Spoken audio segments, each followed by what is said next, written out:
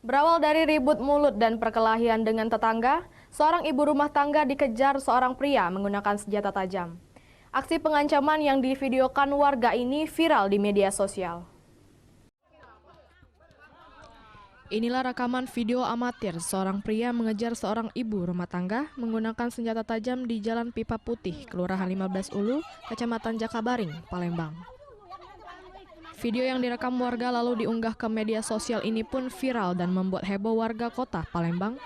Tak terima sudah diancam menggunakan senjata tajam jenis parang, korban bernama Devita Sari melapor ke SPKT Polrestabes Palembang. Menurut keterangan korban, kejadian bermula ketika korban sedang cekcok mulut dan bergulat dengan seseorang perempuan yang merupakan tetangganya sendiri.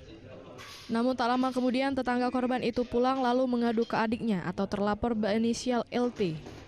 Terlapor LT kemudian menemui korban lalu mengancam pelapor dengan senjata tajam karena diduga terlapor tidak senang kakaknya sudah berkelahi pelapor. Bulatnya saling jambat lagi pisai wong. Sudah dipisai wong dia balik. Sama balik, aku balik, dia balik. Aku belum balik ke rumahku, balik ke rumah tua aku dulu.